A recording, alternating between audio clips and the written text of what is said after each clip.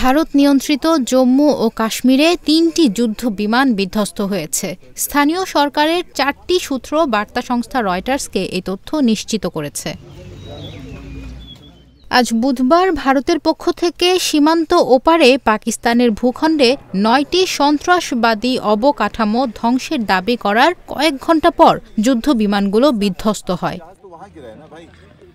এদিকে পাকিস্তান সেনাবাহিনীর একজন মুখপাত্র রয়টার্সকে বলেছেন ৫টি ভারতীয় যুদ্ধ বিমান ভূপাতিত করা হয়েছে। এর মধ্যে ৩টি ফ্রান্সের তৈরি রাফাল, একটি রাশিয়ার তৈরি সু-30 ও অন্যটি মিগ-29।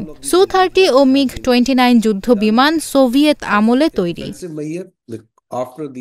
তবে পাকিস্তানের এ দাবির বিষয়ে ভারতের পক্ষ থেকে কিছু নিশ্চিত করা হয়নি।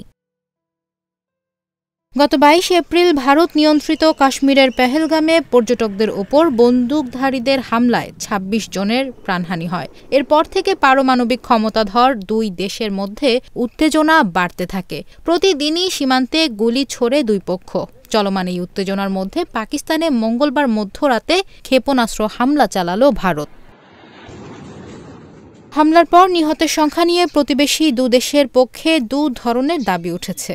ভারত বলছে ৭০ সন্ত্রাসীকে হত্যা করা হয়েছে। তবে পাকিস্তানের ভাষ্য, হামলায় অন্তত ২৬ জন বেসামরিক নাগরিক নিহত হয়েছেন। সূত্রের বরাতে আজ বুধবার দুপুরে এক প্রতিবেদনে এনডিটিভি জানায়, কাশ্মীরের পেহেলগামে সন্ত্রাসী হামলার প্রতিশোধ নিতে ভারত, পাকিস্তান এবং পাকিস্তান নিয়ন্ত্রিত কাশ্মীরের ৯টি স্থানে ২৪টি ক্ষেপণাস্ত্র হামলা চালিয়ে ৭০ জন সন্ত্রাসীকে হত্যা করেছে।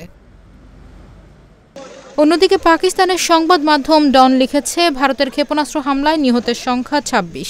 পাকিস্তানের আন্তঃবাহিনী জনসংযোগ পরিদপ্তর আইএসপিআর এর মহাপরিচালক লেফটেন্যান্ট জেনারেল আহমেদ শরীফ চৌধুরীর বরাতে এই তথ্য জানিয়েছে সংবাদ মাধ্যমটি।